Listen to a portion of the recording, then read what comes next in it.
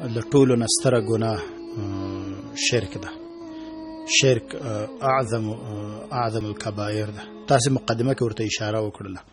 هغه خالق چې ټوله هستی په یوازې پیدا کړې ده او ټوله هستی یوازې هست کړې ده، له ده سره بل څوک شریکول دا ډېره ستره ګناه ده او دا ډېر ستره جفا ده. پیغمبر علیه الصلاة والسلام له الله جل جلاله نه په قدسی حدیث کې روایت کې یؤذینی ابن آدم، وای د آدم زمون ما زوروي الله وای، او دا چې ما ته وای شریک قایلیږي، ولد قایلیږي، او ما سره بل څوک دما همتا او دما مثل قایلیږي. دا په حقیقت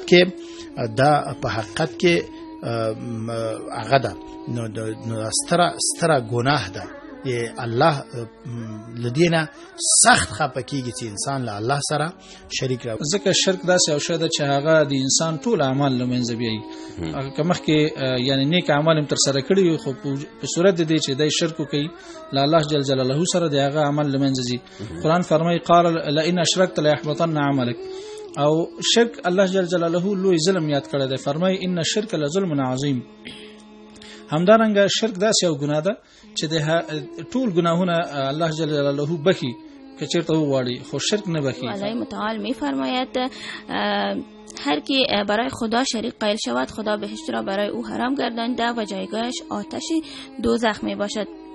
همچنان ناامیدی از خداوند بعد از شرک هم از جمله گناه‌های کبیر است. در سوره یوسف میاد هر کی یعنی ناامید باشه کافر است. یعنی شما ناامید نشوید از درگاه خداوند و از رحمت خدا. همان نامایوس نمی شود از رحمت خداوند مگر